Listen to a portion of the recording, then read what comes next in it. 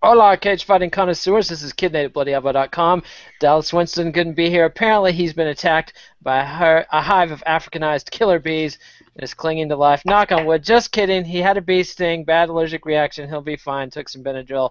But alas, that means you're only going to have two informed commenters breaking down UFC Fight Night Connecticut, aka UFC Fight Night Jacare versus Mousasi 2, aka anybody have any idea what number of Fight Night this is? Is this Yeah, it's 50. 50? 50, UFC Fight Night 50, sometimes known as UFC Fight Night 51 in controversial circles. We've got Connor Rubish. We've got Zane Simon. Connor, talk first. General thoughts on the card. It's a good card. I'm only bummed that I'm going to be missing some of the prelims in favor of watching Bellator, which is also a solid card. And sometimes it's just nice to have something that doesn't have that distinctive UFC flavor. So I'll probably be mixing things up on Friday. But really, we've got a solid. I mean, this makes UFC 177 all the more embarrassing because there's a lot of really interesting matchups in this card and arguably more name value than the UFC's last pay-per-view event had. Oh, hands down more name value, and even the prelims. Yeah, all through the prelims there are some really good matchups. Yeah, I'm talking top fighters, promising contenders, and action fighters too. Yep. And Zane, your general thoughts on Friday night's MMA action? Well, the funny thing to me is that you take, the Jose Aldo Chad Mendez fight off UFC 176 that got canceled, and it was basically this card. This is just that card moved over to a fight night, and it is such a better like this would be a good pay-per-view. I would happily watch this. Yeah, it's definitely a better pay-per-view. I would rate this like a $35 pay-per-view, but I rated UFC 177 like a $15 pay-per-view. So, yeah. It is very interesting. And I think that I think it's very interesting that Fox Sports 1 blinked and pushed the fight card back to start after the Bellator card ends, because I think the UFC wanted to go head-to-head, and I think that would have possibly been a mistake. But let's get right into it. UFC Fight Night Connecticut. First up, early prelim, Chaz Skelly versus Sean Soriano. Who wants this baby first? Connor, you're wearing a tie. You get to go first. That's fair. All right. That's what it gets you in life. I don't know. I think this is kind of a risky fight for Chaz Skelly to take on short notice. Granted, he's already in shape. He didn't really get banged up in his fight with Tom Ninamaki, although I believe that fight he took on short notice as well. He seems to be a guy who can hang with other top fighters on short notice. But Sean Soriano is a pretty dangerous striker. He was really given the business to Tatsuya Kawajiri before Kawajiri, luckily for his sake, snatched a rear naked choke in round 2, because it really looked like Kawajiri was about to gas and have another disappointing performance in Western MMA. So tough fight. I'm not really sold on the striking of Chaz Skelly just yet. But if he can make this a grappling battle the way that Kawajiri did, I think given what even a gassed version of Kawajiri was able to do with Soriano, I think Skelly should be able to get this one, quite possibly by a submission, similar to the choke he hit on Ninamaki last time out. Bold, Connor calling the outcome. And Zane, what are your thoughts on this featherweight matchup? First and foremost, it just tells me that, and this is something of a contested thing, because people they hold a deserved candle, but maybe a bit too bright a one for lightweight and welterweight. That featherweight is the deepest top to bottom division in the UFC. I mean, when this is your bottom rung talent in the division, that's ridiculous. And in a good way. Yeah. I mean, it's amazing. That said, I think that this is actually a really bad idea on Skelly's part to try and go back-to-back against Ninamaki and Soriano like this. It would be an amazing feat if he beat them both in that short a time span. And I know, I just was on the Sherdog Roundtable last night talking about this too, and one of the common refrains was that, concerns about Soriano's gas tank, and that he kind of gassed out in that fight against Kawajiri. But he also took that fight on short notice. And before that, he'd had 2 back-to-back 5-round decision victories. So I think Soriano's an athletic cut above Skelly, who is a good athlete himself and is a very fluid, powerful striker and has shown himself to be a great scrambler. And I just worry that Skelly's overextending himself here and is going to get himself in trouble and might get knocked out. He could win it. He has the same kind of skill set as Kawajiri. Honestly, see Skelly is sort of building the same Kawajiri base as a young fighter, but I don't know. I think this is a bad idea.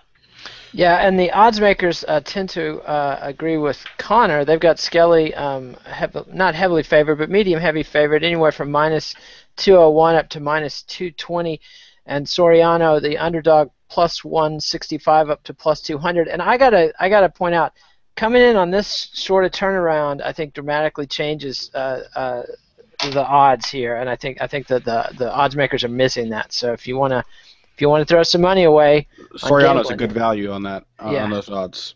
Yeah, he definitely is. All right, bantamweights: Chris Beal and Tateki Matsuda, another late-minute substitute fight. Zane, you can go first on this one. All right.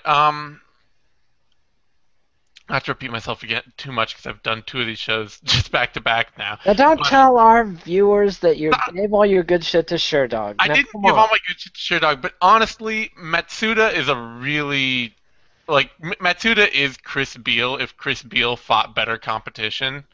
Like, Matsuda doesn't have nearly as impressive a record as Beal, but Beal has fought terrible fighters all the way through. And I honestly think that Beal was losing his fight to Patrick Williams before he hit that Hail Mary flying knee. It wasn't like he wasn't way behind, but he wasn't getting any effective offense done at all. Matsuda's he's a good athlete. He came up as a baseball player in Japan. He doesn't have a lot of MMA or martial arts background before he went to MMA. That kind of shows he's not great at anything. He's just kind of fast and strong. But unfortunately, as much as I'm not high on Chris Beal, and I'm not really high on Matsuda either, and coming in on really short notice is not going to do him any favors. So I'll take Beal to take a close decision, but might be an ugly fight. And Connor, your thoughts? I've got the flavor of an ugly fight in my mouth as well.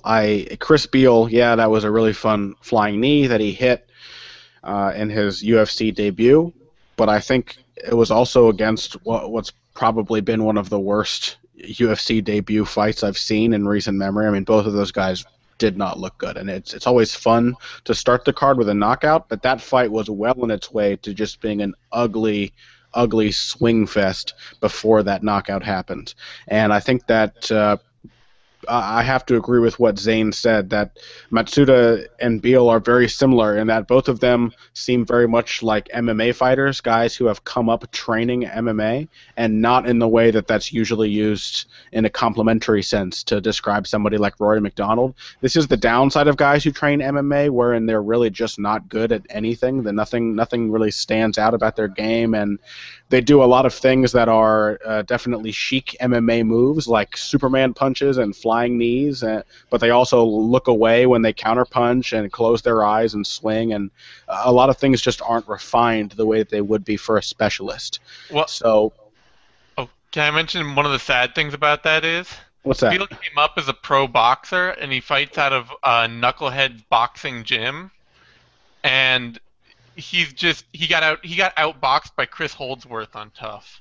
Yeah, not a good sign. It's really not. I mean, it looks like MMA boxing. You know what I mean? It looks like a guy who does a whole lot of hard sparring and has very little in the way of actual technical instruction.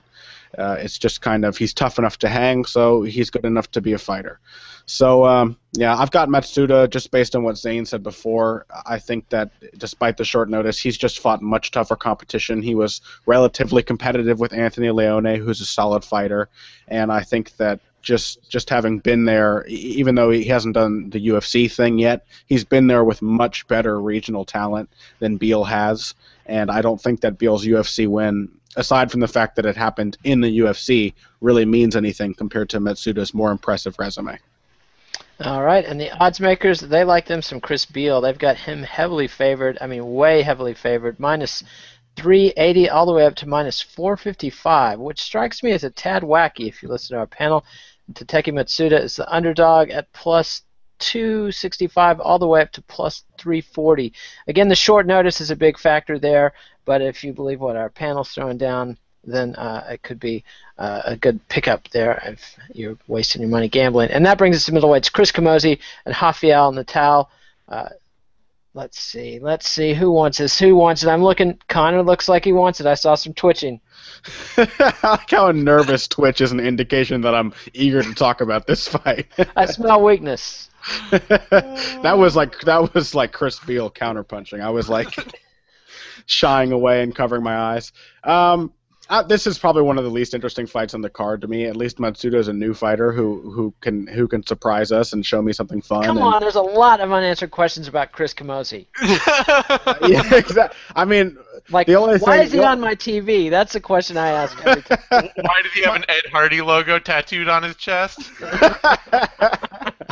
Why does he look like he smells like Axe body spray?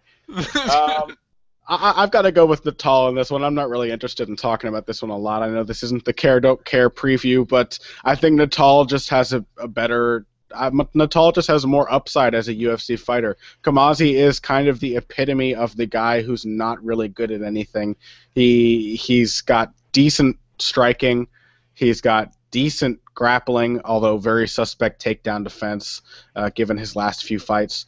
Whereas Natal, I think, can hit pretty hard when he wants to. He's got a much better ground game, and I think he can take. He didn't take the hammer of Thor that Tim Kennedy threw at his chin, but I think he can absorb whatever kind of power Chris Camozzi is capable of generating. When's the last time that Camozzi's knocked somebody out?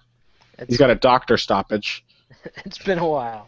He's got a TKO by punches, at EFX Elite Fighting 1 in 2007. It's the last time he's knocked anybody out. I think Natal can hang with Camozzi on the feet more than long enough to get it to the ground and start working his submission and more importantly, his positional grappling, which is what Camozzi has struggled with in his recent fights. I had hair in 2007, if anybody wants a comparison for how long ago that was. So, Zane Simon, what are your picks for this? Truly a bygone era. See, the problem for me is, of all that wonderful analysis that Connor gave us, that really depends on this idea that Rafael Natal is going to fight a smart fight. Yeah. That he's gonna fight to his strengths and beat Camozzi in a way that makes sense and has something to do with his better skill set. And God, if I just don't trust that to happen at all. I mean, this is like, I don't know. Both of these guys lose to exactly the kind of fighters they're facing. Camozzi loses to guys that can get him down, control him, and tap him out and grind away at him. And Natal loses to guys who can kickbox grapple. He was losing to Sean Soriano for a round and a half before he remembered that he knew how to grapple. I mean, Are you thinking of Sean Spencer? Or Sean Spencer, yeah, Sean Spencer for a round and a half. And Sean Spencer's a welterweight. I mean, with zero power. It's true. And I can't trust Natal to fight smart.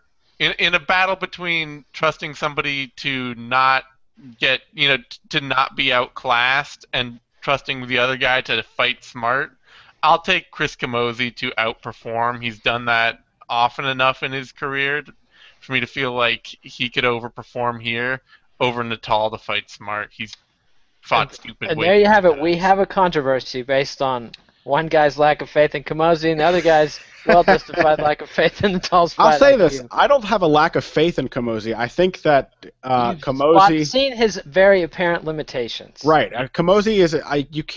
You can't trust Camozzi to do well, but you can always trust Camozzi to fight like Chris Camozzi. You know what I mean? He's liable to overperform, but it's a battle of a limited skill set against a limited fight IQ. Precisely.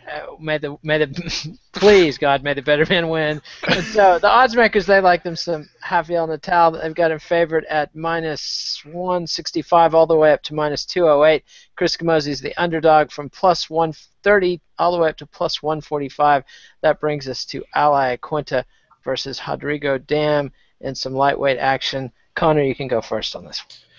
Boy, did Rodrigo Damm look terrible in his last fight against Rashid Magomedov. He looked absolutely clueless. He looked twice as muscular as he's ever been and about half as knowledgeable about what you're supposed to do in a mixed martial arts contest.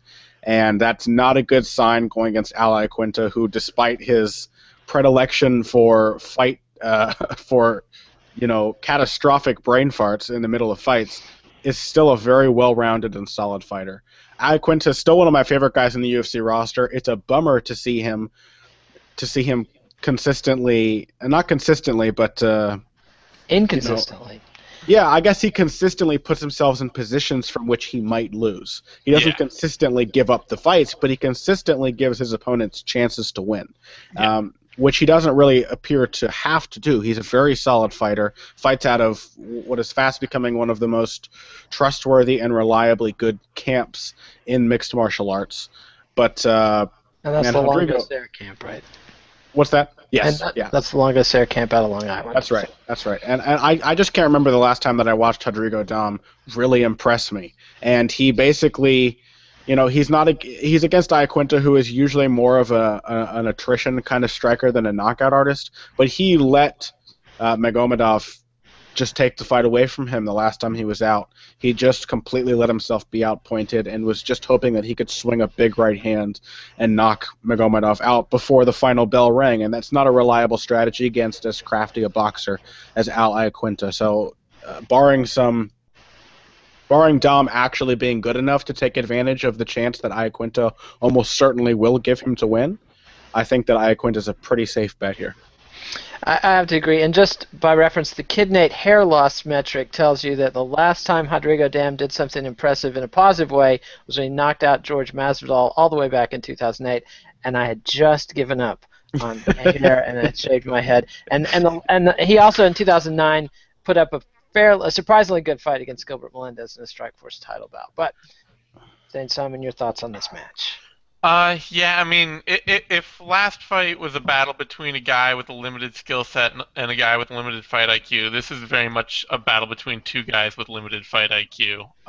One of whom is 34 years old. Yeah, the big difference is that I expect Damm's fight IQ to be bad all fight, and I expect Iaquinta's fight IQ to be bad for about half of every other round. And when you do the math on that, it's a pretty significant advantage. Yeah, when you do the math on that, it's a pretty significant advantage. Damm, somewhere in being a very quality grappler, he just, I don't know, like he never was able to get his wrestling good enough to the point that he could consistently get takedowns, and as all of his opponents' wrestling has gotten better, he's just stopped trying to wrestle. And he actually does have a little bit of pop in his hands and a little bit of speed in his punches, which is maybe even a worse thing because it really gives him a lot of belief that he can be a better striker than his opponents. And Iaquinta's got him beat everywhere except for probably defensive grappling. But he will almost certainly give Damm some really big chance to win somewhere in there to make this exciting. He'll either get clipped really hard or he'll get, take Damm down and just get totally tune out of position and get swept. I expect Iaquinta to survive and make it through the fight just because I don't think Damm has it anymore. But it's, it's more of a toss-up than it should be just because I expect Iaquinta to fight better but make the bigger mistakes. I like to see them continually giving Iaquinta these tests, though, to see if he can shore up that one gaping hole in his game. Damm is not so dangerous that he's likely to beat Iaquinta, but it gives him a chance to go in there and kind of prove that he's still capable of making a run for contendership. Yeah. Indeed. And if you're a degenerate gambler, this fight could be quite fun because Iaquinta is heavily favored, anywhere from minus 550 all the way up to minus 650.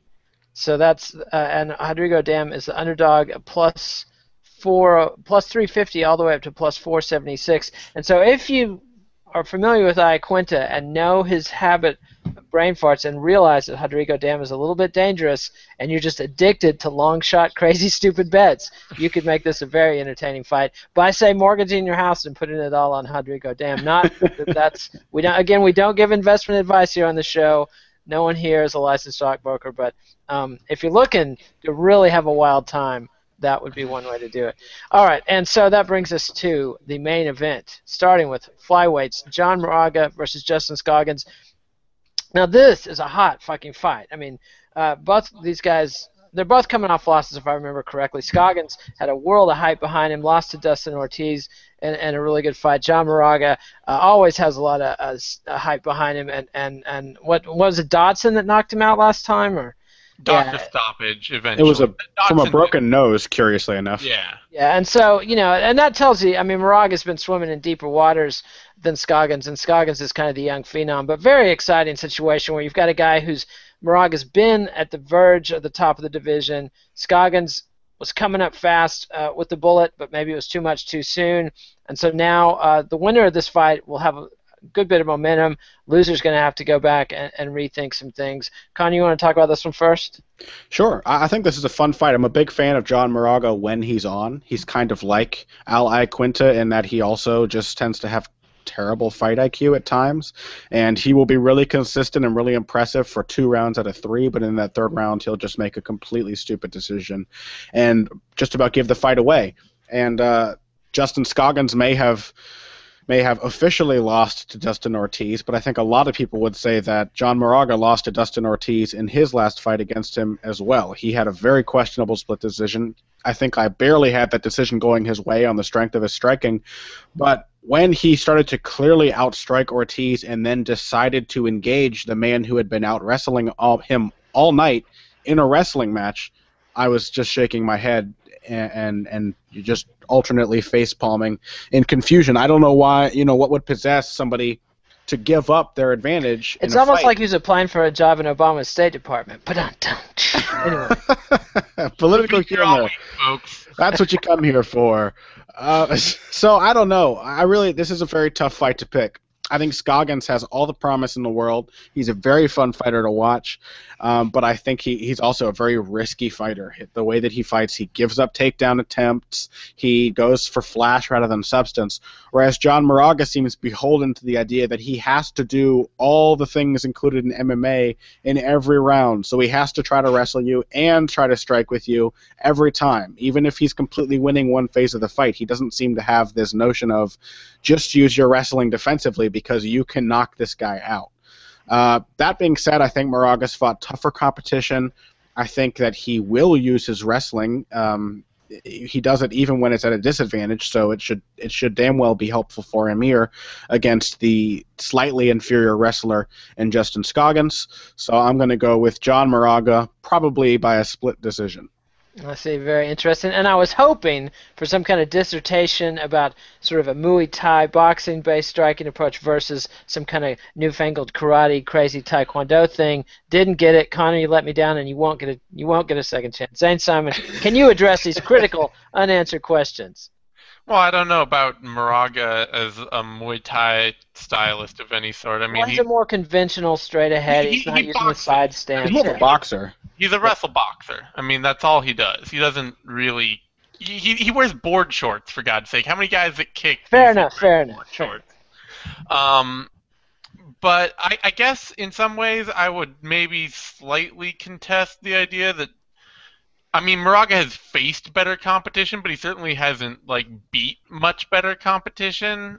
That win over Ortiz, I would say they both equally fought Ortiz, more or less. Although I would argue that Scoggins fought a much better version of Dustin Ortiz, who had progressed a lot further in his boxing. The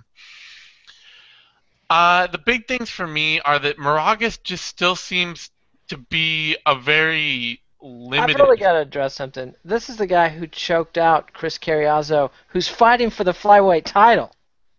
Yeah, that's So we're talking about he's that. beaten That a man, no submitted a part man of who's that is a headlining the UFC meaningful pay-per-view. sentiment. Hey, Chris Carriazo's a $55 fighter, man.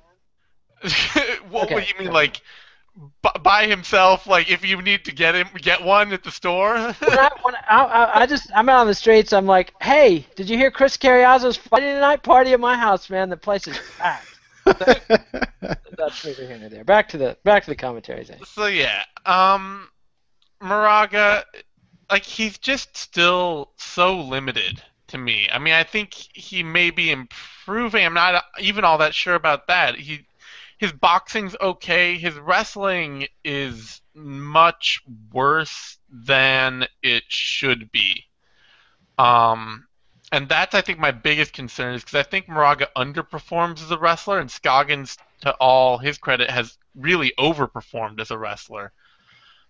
He scrambles incredibly well. He shoots for takedowns well, and I may be misremembering, but my memory of John Moraga's takedown defense is when somebody actually really gets on his hips, he tends to go for submissions and does not do so well. He's inconsistent because he struggled with the takedowns of Dustin Ortiz, but he did also successfully out-wrestle Ortiz when he actually went into wrestling mode. I think his difficulty is the phase shifting. I think that he I thinks, can see. yeah, he thinks boxing and he's in boxing mode, and so then he gets completely caught off guard when somebody tries to take him down. Yeah. And Justin Scoggins is very good at level changing and shooting, honestly. He's got a pretty solid shot that he's developed.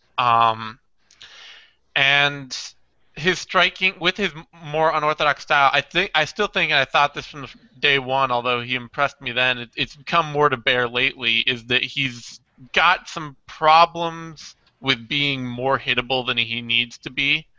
For a fighter with pretty decent footwork and pretty decent technical striking, he tends to end up lunging in without a very good mind for defense at all times and gets hit hard on his way in. I actually think Dustin Ortiz outboxed him in their fight. That was really probably where I thought Ortiz was most dominant. I thought it was a pretty evenly contested wrestling contest, but Ortiz's technical boxing was just a little better. So I still think that Scoggins, because he has a more diverse striking arsenal, could keep Moraga off balance and a little unwary or a little overly wary in his striking, and with his mix of wrestling can keep Moraga just totally befuddled. And I think he'll take this fight, but it could be very close. All right, and the odds makers like them some Scoggins. They've got him favored anywhere from -230 all the way up to -294, and Moraga, the underdog, +197, +190 all the way up to +210. And that brings us to a battle of featherweights: Charles Oliveira du Bronx against Nick the Fence Lentz, aka the Carney. This is a rematch of a lightweight fight they had back in 2011, where Oliveira destroyed him with some illegal moves, and it was ruled a no contest. But I really thought Oliveira was clearly going to win that fight, and I'm very curious to see who is the better man in 2014 in the featherweight division. And Zane, you can go first this time. I think both fighters have significantly improved since that point, honestly. Nick Lentz has made some big improvements lately in his ability to strike in transition. He's always been, I mean, he's never been that boring a fighter, honestly, even for as grinding a style as he has. He's always thrown a lot when he gets guys against the cage or when he gets them in ground and pound situations. But he's definitely latched on pretty well to that idea of striking, like when your opponent is moving either off a takedown, like you take them down, they're getting up, striking them as they get up, or working to get things working or going while he's working between his takedowns and his standing offense. He's still not a very good range striker at all.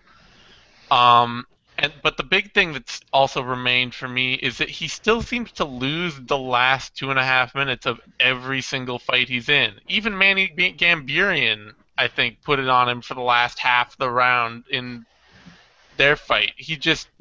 I think what it comes down to is that he's not nearly as physically imposing as his style seems, and it just takes fighters a long time to realize that. It's like he's in there, he's bullying, and then suddenly like, oh wait, I'm stronger than this guy.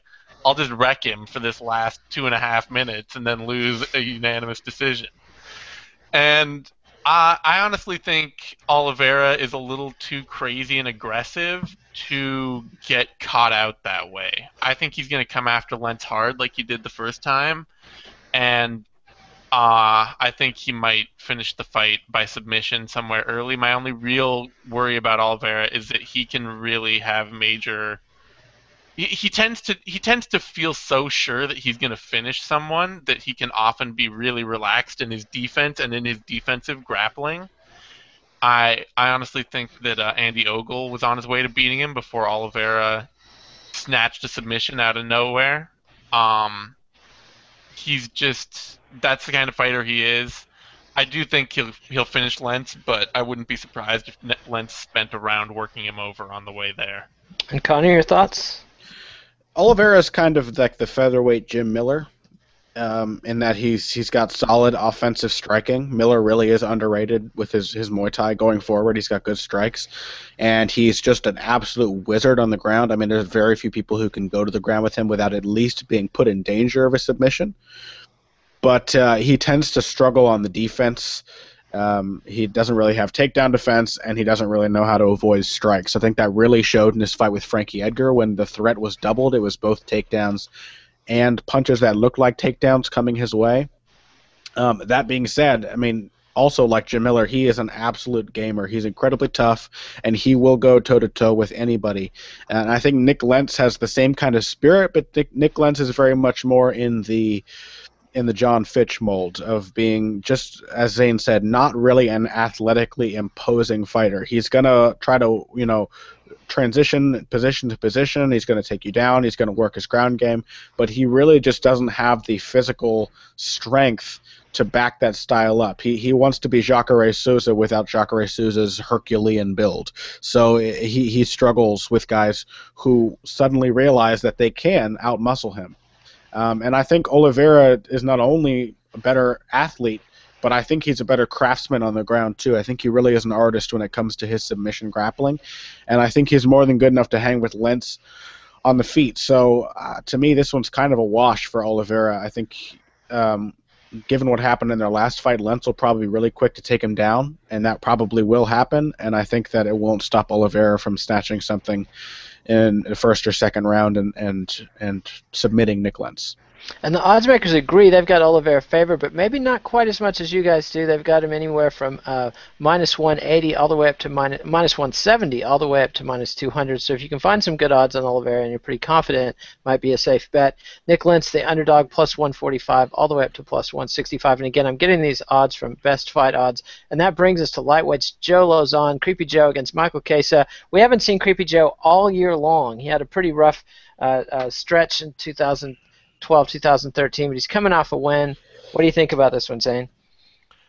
I think that this is a really, really good fight. Really, it's a great fight to book. It's a great fight to book right now. Lauzon has been on sort of a slow decline, punctuated by some terrible performances.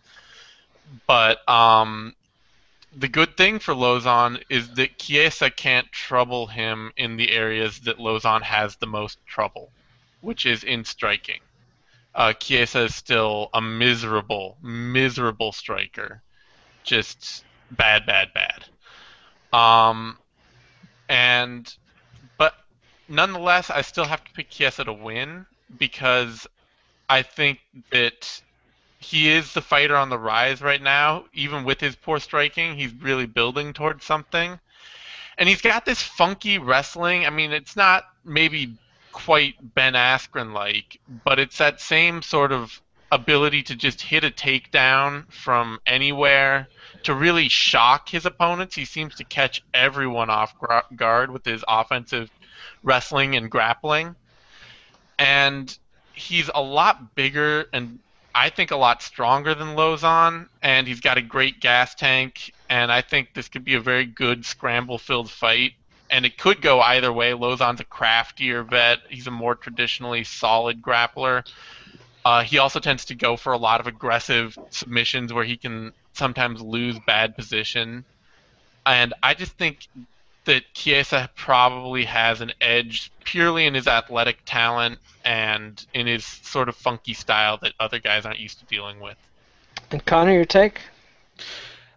Lauzon, I mean, I'm not gonna be nice about it, but Joe Lauzon's performance against Michael Johnson was one of the most depressing things I've seen. It really highlighted that without his youthfulness and perhaps as a result of all the wars he's been in, Joe Lauzon is just not technically good enough to hang in the UFC if it's going to be about on the feet. He just does not have any conceptual understanding. His coaches haven't given him any of the tools to be a good striker.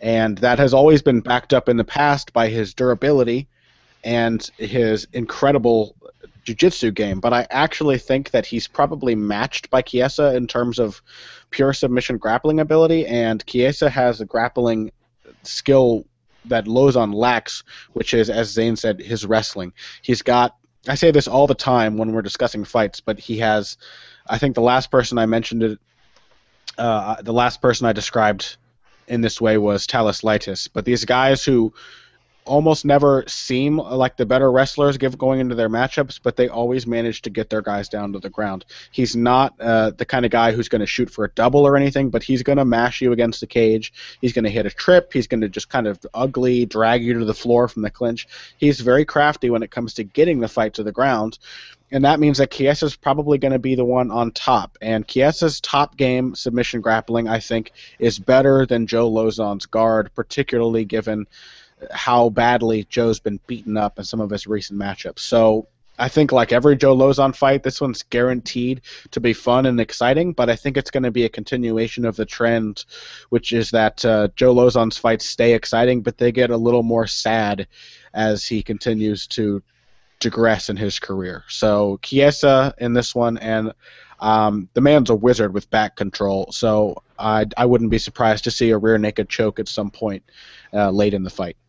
And so now you're making me has us sad because Joe Lauzon's only 30. It seems like just yesterday it was a 22-year-old kid coming into the UFC and shocking the world by knocking out Jens Pulver. But yeah, I know what you mean. And the wars with Jim Miller have definitely taken their toll. And the Michael Johnson fight was just sad. So the odds makers agree. They've got Chiesa favored anywhere from -131 all the way up to -167.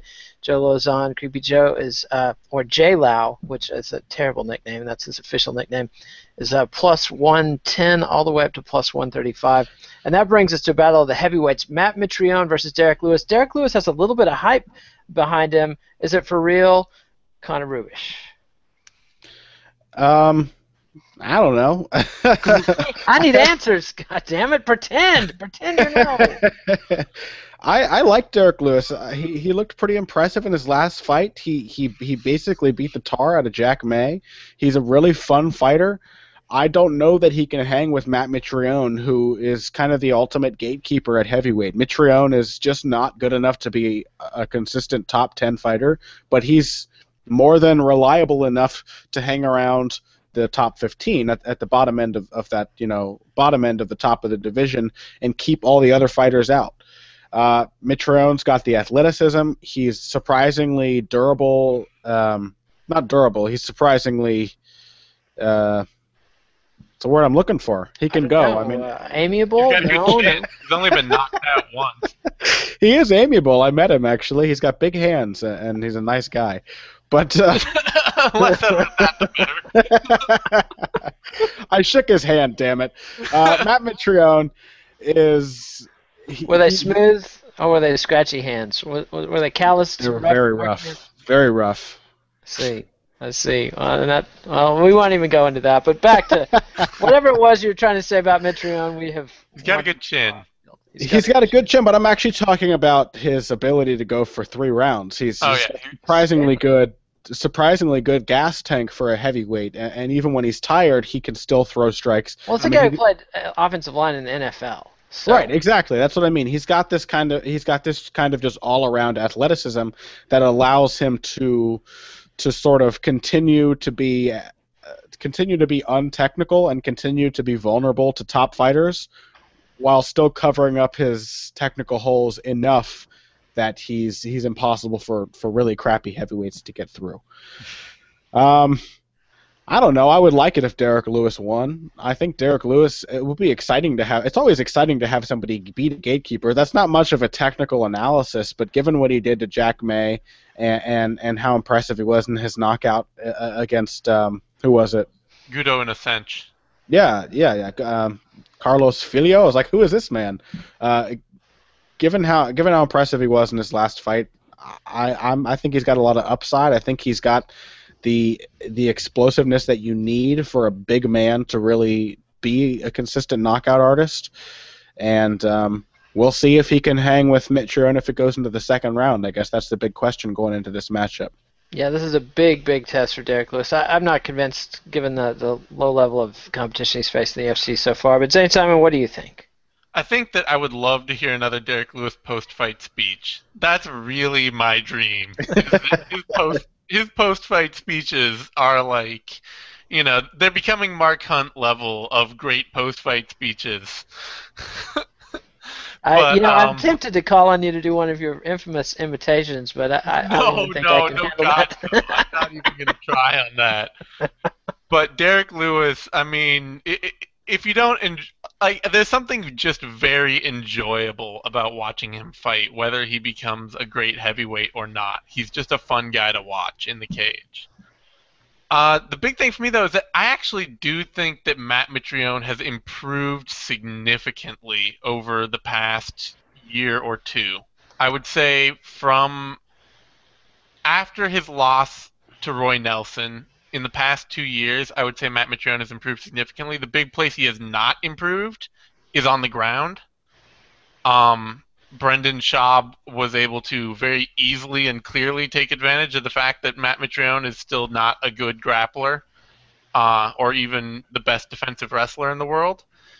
But I think he's improved significantly in his technical striking, in his footwork, and in his boxing, most particularly. I mean, he beat the pants off Sean Jordan for 5 minutes without even, I don't think he got hit once in that 5 minutes. No, it was a pretty one-sided beating. It was just, it was very good distance volume fighting.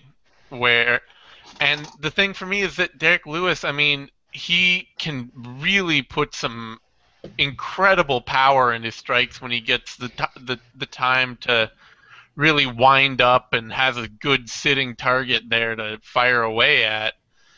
But he's not a fast fighter. He's not like fleet of foot. He's not a really great technical takedown artist. He's not the kind of guy that's going to make... I just don't see him challenging Mitrione in any of the ways that Mitrione needs to be challenged to be beaten at this point. The only concern is that Derek Lewis really does have the kind of power that could just like melt Mitrione's face like he opened the Ark of the Covenant, like yeah, that would be the thing. If this fight goes longer than 1 round, I think Mitrione takes it and maybe even finishes Lewis. In the first round, it could be an anything. Who knows? Pull the trigger any second and somebody's going out. All right, and the odds makers, they like Derek Lewis too. I think they're falling for some hype here. A little bit of a Mitrione believer in this fight myself. So they've got Lewis favored anywhere from -152 all the way up to -170. Matt Mitrione, the underdog, +120 up to +137. And that brings us to another battle of heavyweights: Alistair Overeem versus Ben Rothwell. Zane, you want to go first on this one? Sure. Let's see. I was really happy with the way Alistair Overeem fought Frank Mir. I want to say that because it seems like there are people who aren't in ways that I don't understand. Well, he didn't kill him. He did kill him, though. I mean, he dominated him completely, but he had multiple opportunities to go for the finish, and he didn't. Which but was smart. Still like he still wrecked Frank Mir. I mean. It wasn't like Frank Mir was hopping up and running around the cage going like, oh, he just lay and prayed me. No, he beat the piss out of him. He just didn't knock him out. Yeah. It was a fight that you kind of wanted it to be stopped for Frank Mir's sake. You know what I mean? Yeah. It was like a much classier version of that Ruan Potts Anthony Hamilton fight we just saw. Yeah. All of two people saw that fight, and it was in no way, shape, or form classy. But it was a vicious beating. Where was the ref to put in a questionable stoppage? That's what Overeem should be asking. Yeah. So the thing for me is that we actually saw Overeem kind of roll the clock back 5 years or so to a more classic performance that he had, like when he was Strikeforce champ, where he was happy to be patient and land the crushing blows when they were there, but otherwise fight at this really kind of low simmer of a maul. Just kind of, throw a few strikes, a little bit of ground and pound, not this sort of balls out aggression that he started in the UFC that ended up getting him wrecked. Yeah, he's always had a confidence ever since he became a giant monster anyway. He's had this confidence in his ability to maul people if he can get his hands on them, but that doesn't mean, hey, I can walk around the cage with my hands down and my chin out, which is the problem he was having. So Ben Rothwell is the perfect opponent for Alistair Overeem to execute that exact same game plan because he doesn't have the defensive guard that Frank Mir has. He's probably going out. It'll either be Alistair Overeem by decision or Alistair Overeem by knockout in like the second round or something. And Connor, your thoughts? I think that what we saw in Overeem's last fight was him kind of blending together the best aspects of his mixed martial arts game and his kickboxing game, because as a mixed martial artist, he's often just kind of, he obviously uses his kickboxing skills, his Muay Thai skills, but he's kind of thrown his kickboxing mentality out of the window. He always seems to think that he's facing someone who is an inferior enough striker that he can afford to just throw everything at them in the first 3 minutes and walk over them. Whereas in his K1 bouts, he was much more methodical. He really took his time. He picked his shots. He set up counters, and he was a little more defensive. I think that if Overeem fought his UFC opposition with the kind of tactical mindset that he fought Frank Mir with, or in K1 terms, the way that he fought Tyrone Spong, he would have beaten everybody he's faced so far. He's a very dangerous guy when he's methodical, and he can use his striking abilities, that incredible skill set that he has, to its greatest strength. So, the question here is, can the patient version of Overeem put away giant Ben Rothwell before Rothwell lands some goofy-looking punch and puts him away? Because I think that Rothwell does have a puncher's chance in pretty much every fight he goes into, and he is incredibly durable. The guy is all but unkillable, whereas Overeem is basically the opposite. If you hit him in the right spot, he's going to go down. He always has that weakness of, whatever it is about his physiology. He just cannot absorb punishment the way that Rothwell always has been able to do. So I think obviously the safe bet in this fight is Overeem. I don't think anybody's really going to pick Rothwell unless they're attracted by what I'm guessing is a huge betting advantage. My palms are sweaty just looking at the odds right now. But I think, it's pretty obvious this is a fight made for Overeem to get back on track after that beating of the corpse of Frank Mir and set him up for another top 10, top 5 bout. I think I'm still in the Toyota Avalon right now and putting it all on Ben Rothwell. I just had this feeling. Yeah. What are the odds? The odds are they've got Overeem heavily favored, as you guessed, anywhere from -500 all the way up to -769.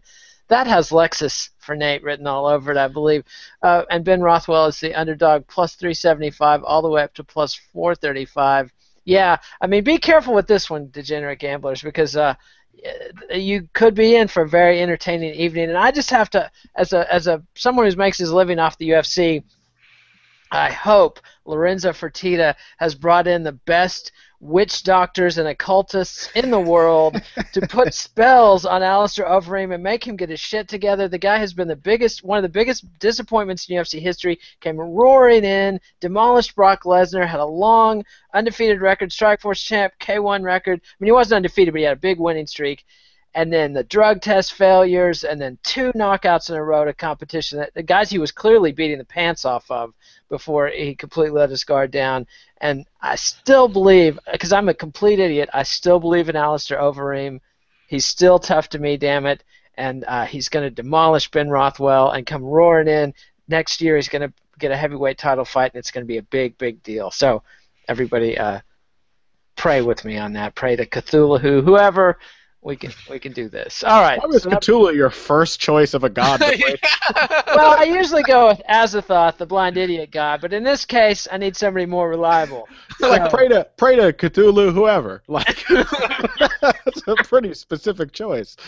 Well, you know, I mean, I could have gone with Dagon. There's a number of choices in the Lovecraft mythos, but for this one, I'd go straight to the big guy with Cthulhu. All right. Speaking of big guys, this takes us to the main event, middleweights. Ronaldo Jacare Souza against Gegard Mousasi, a rematch of their, 2007, 2008 dream match that Mousasi won with an up kick. I think it's a very different day.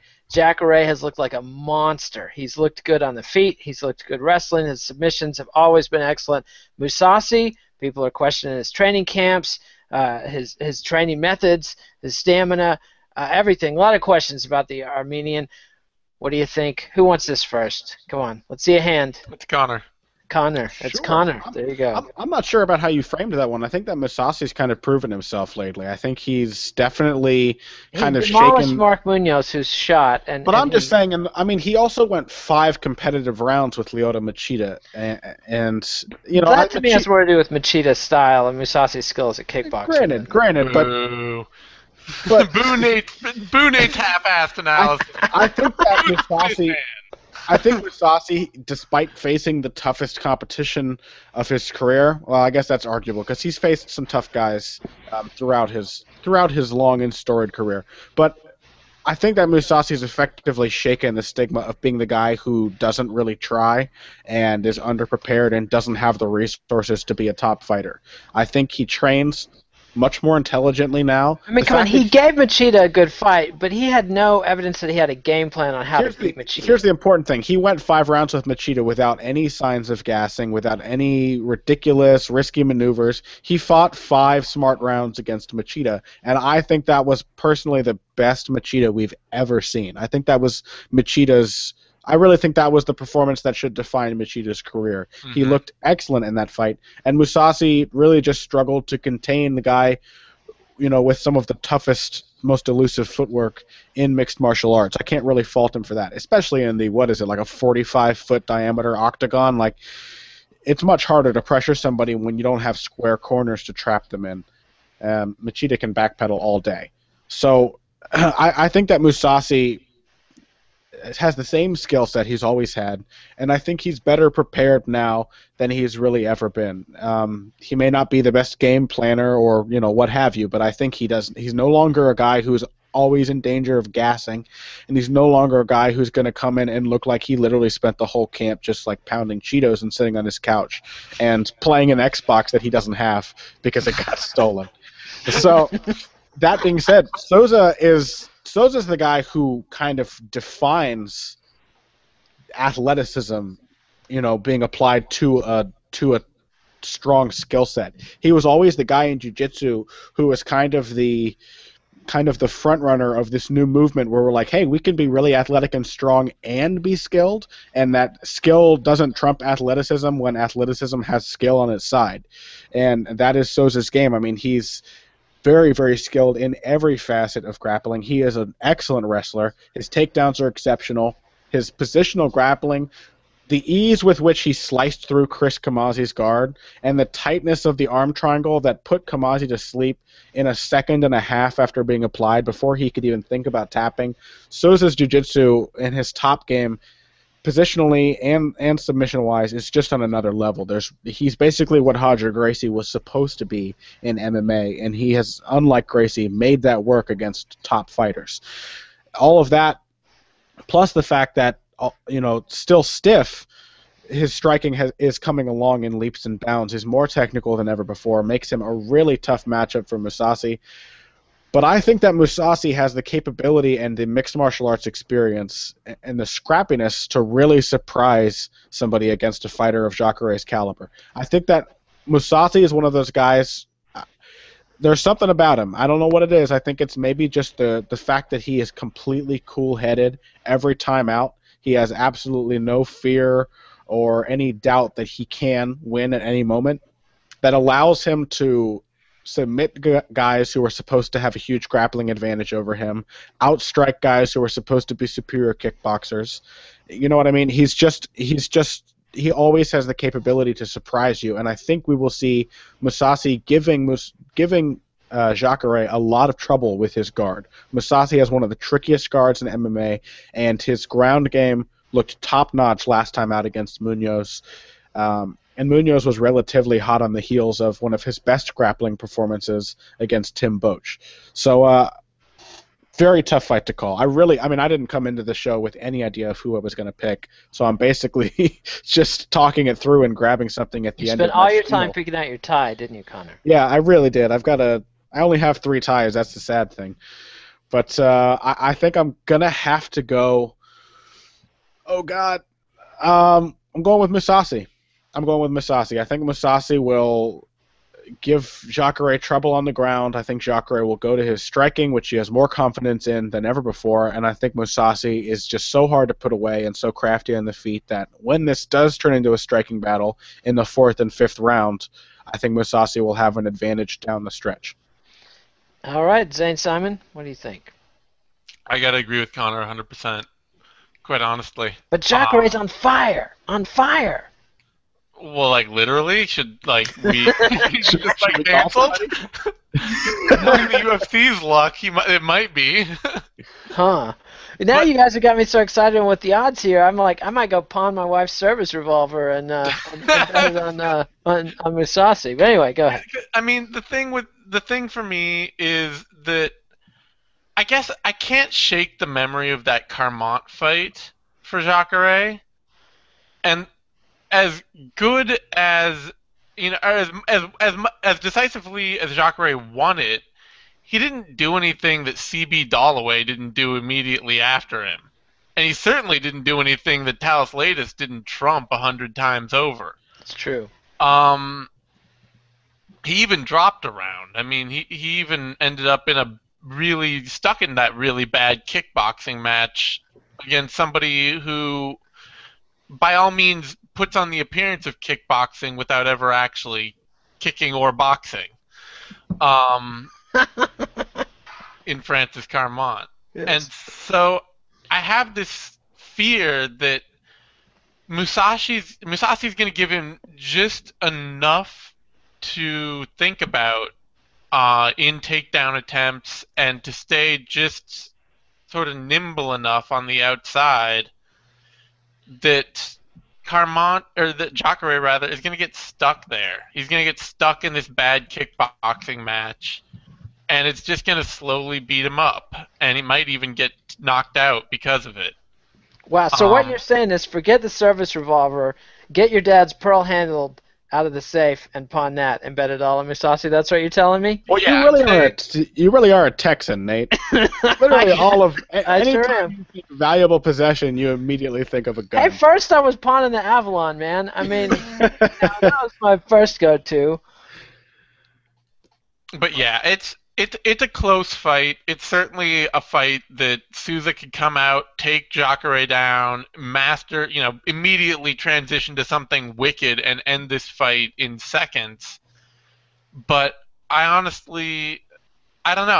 I don't see that happening. Maybe I think Zane and I are both saying that this isn't a fight that either of us would bet on, because I don't really feel confident that Mousasi would win, but I cannot shake the sneaking suspicion that Mousasi is going to surprise us by being competitive enough with Jacare on the ground to then outstrike him when he gives up and goes to the feet. Yeah, that is essentially exactly my thought.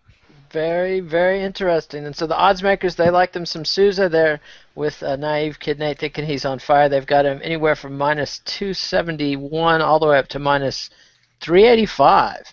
And Gegard Mousasi is the underdog at plus 220 all the way up to plus 257 much like the 357, I'm going to be punting to bet on Mr. Mousasi. Just kidding, folks. I wouldn't part with the 357. Okay.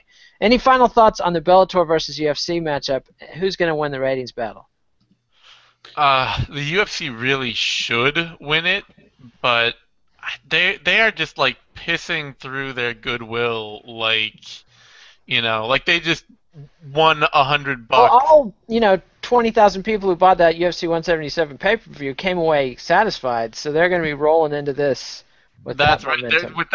With all that extra hype that those 50 people are going to tell 50 people, and that it's just going to blow up. It was nearly a Cinderella story. Some guy I vaguely remembered almost beat a guy I'm sort of acquainted with, and yeah. So. No. Do you think Joe Soto is going to be there at this show signing autographs? Because I might have to buy a plane ticket if Joe Soto is going to be there. You might. There's a lot of Joe Soto buzz.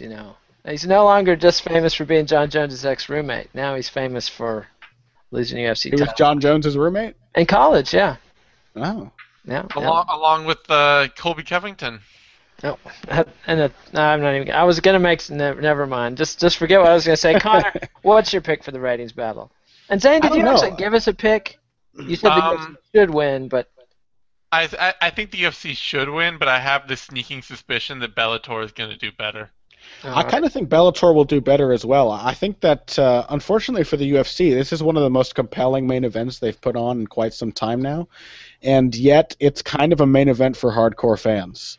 It's really something that the casual fan's not going to go, Jacare Souza and Gegard the Dreamcatcher Mousasi are fighting? Oh, man. Whereas, Pat Curran and Pitbull both have some decent TV exposure. They've both been in some highlight fights on Spike TV, which has more drawing power. It's proven to just be a more powerful channel ratings-wise than Fox Sports 1. And, this UFC card is great for matchups. It's great for name value, but again, I have to think it's like hardcore fan name value. Mousasi is not the kind of name that's going to draw in somebody who doesn't typically watch MMA. And Bellator's also got a couple of freak show fights. They've got an established UFC name, and they've got Bobby Lashley to go in there. TNA doesn't have many fans, but he is the champ there, and they get decent ratings on Spike, and so he's rolling over. He looks like a crazy monster, and he's probably going to have a crazy monster performance. And I don't know. I just think crazy monsters lay and prey on people. Well, yeah, but he lay and prays when he struggles. I don't think he's going to struggle with his opponent. So. Yeah, probably not. So I think I'm kind of interested to see what production changes Scott Coker will make to kind of get the people who tune in for the start of the show to stick around through the main event. I wonder if we're going to see, I don't know, Strikeforce always hasn't really struggled with people tuning away, and I think that Pat Curran and Pitbull are familiar. I mean, the reality is a lot of people are just in the habit of watching MMA on Spike. A lot of those people didn't register that the UFC changed networks, and they sure as shit didn't register that the UFC changed nights from Saturdays to Friday. They're used to seeing Bellator on Friday. They're used to seeing MMA on Spike TV, and so I don't know. I put almost no thought into this. I was like, wow, the UFC is just going to bully. It's almost like the UFC as Alistair Overeem. They bullied their way into a head-to-head matchup in the same state on the same night, and the card was better to a hardcore MMA degenerate like all of us. But then, you come into it this week, and the UFC is on a cold streak. Fans are not happy with them. The media is not happy with them. And Bellator's got Spike. They've got a title fight. They've got Bobby hype Lashley. with Coker too. I mean, even among hardcore fans, Bellator's got some people are probably interested to see what the first Scott Coker show will be like. Yeah, I actually read an article just the other day. It was on Cage Potato, I think. That they, it was competing websites. It was on some other site. It was on some other site that Cage Potato's a friend of the show. I don't know. CagePotato.com. So I don't remember. Yeah. Don't you take people off there to talk to you on these things? What does that mean? Take people off there to talk to you on these things? Haven't you put people on your tete-a-tete shows from there to I haven't actually had any guests from Cage Potato, but I'm open to it. That wasn't that. Oh, Brian D'Souza. Actually, yes, he is. But he's to me, he's book author Brian D'Souza, who happens to write for Cage Potato. Anyway, whatever. This other site ran this article the other day just flat out telling people, watch the Bellator event, not the UFC event. I think it'll be more fun. Huh. And, like, it'll be That's more the most interesting. disgusting, despicable thing I've ever heard. And the thing is that, like, not only does that show how little good, how much bad will the UFC has for a site that's reasonably, reporting broadly on MMA, all sides being equally crappy or good. But it also is like it was also a very clear example of how, like, romantic a lot of media and fans feel about Coker. It's just like this immediate, like, oh, this new Bellator product is going to be really, like, that's something you ought to turn up for. Like 6 months ago, nobody would have ever written that. It couldn't have Well, like that's because for all the bad will the UFC had generated, Bjorn Rebney was even more loathsome. It was like Stalin versus Hitler. Exactly. Which is a way over the top comparison. But, Yes. but it was like Neville Chamberlain versus Stalin. How about that? Bellator's also sometimes got this vibe of just being more like old school MMA, and that it just seems more accessible. It's I don't know. It just seems more near to the fans than the UFC does now, as the UFC tries to expand into like a internationally important sport. For example, and this is one of the highlights of every Bellator event, Bloody Elbow's own Steph Daniels, throughout a Bellator broadcast, will challenge commentator Jimmy Smith, formerly of Fight Quest, to say ridiculous phrases and make references to songs and movies and things like that, and he will sneak them into the broadcast. So if you follow Steph Daniels during Bellator's broadcast and see what things she challenges him to say on Twitter. It's a lot of fun. It's like it's like a more interactive experience. You can tune in. It's just kind of. I mean, you're saying this, and John Anik, UFC commentators, plugged you on the air sure. on Twitter. But when I think of like this is a big Bellator show. Like, this is a title fight. When I think of a UFC title fight, Joe Rogan and Mike Goldberg don't give a shit about the media or the fans. They don't care. They don't do research or read or interact with people. I really don't. Joe Rogan, I would say, does care about the fans. He doesn't so much. He cares about some of the media, the old school, and he still thinks of Bloody Elbow as just a total pain in the ass. Whereas Kenny Florian and John Anik are new for the UFC, so they're very interactive and cool. Those guys are great. I mean, they're really fun to interact with. But I don't know. I think that's a good way of framing it. I think the Bellator show really stands to be fun. I think that and MMA should be fun. We tune in because it's fun to watch. And I think the competition between Bellator and UFC, that's the real fun. I mean, that's anybody. I was too old for wrestling in the 90s, but I've heard how wrestling, the Monday Night Wars in the 90s were what it was all about, and competition is good. And so. And how fun did Strikeforce used to be? Like, you never tune into Strikeforce because the matchups were going to be as relevant or as important or even necessarily as stylistically pleasing as a UFC card. You tuned in because the cards were really fun. The fights were fun, and there were personalities, and they weren't above putting on just an entertaining night of fights. And I expect to see more of that from Coker. And I will probably tune into some of the UFC prelims, but Pitbull versus Curran is a very, very intriguing stylistic matchup between two really top featherweights. So there is a lot to offer on the Bellator card. Absolutely, and it could be King Mo could completely melt down if he loses this. This would be one of the biggest flameouts in MMA history. Anyway, just wanted to get into that discretion. So give us a like on YouTube if you've put up with our prattle all the way to here. Follow us on Twitter at BoxingBush, B-U-S-C-H, that's Connor, at the Zane Simon, and that's me. No, wait, that's Zane Simon, and I'm at Kid Nate. And I was going to wear a panoply of funny hats, but I'm just going to wear the one just for a second here. Oh, shit. I'm disappointed we didn't see that sooner. I know. I should have done it, but you guys are giving such good analysis. Thanks. It goes with it sets off my skin tone. It hides more of your face. That's enough out of you, that fucking idiot Zane Simon. All right, and read us on bloodyelbow.com. And Zane will be doing this post and putting it on bloodyelbow.com later today. So, all right, everybody. Adios, MMA aficionados, and we'll be back. Zane will be back for the 6th round? Yeah, I'll be back for the 6th round. Connor, can we rope you in for 3-way 6th-round action on Friday night? I don't think so. Not tomorrow night. Oh, man. The kid puts on a tie, and suddenly he's not available for the 6th round anymore. Well, Zane it's Zane. I'm down, Simon. Born down, Simon. All right, and I think that's way to put the public pressure on me, by the way. Hey, I don't have much power, but I'm going to use. But shame is there every day of the week. I've got a small platform, and I will use it to domineer and bully as I can. Anyway, this is Kid Nate, Adios MMA aficionados. We'll see you next time.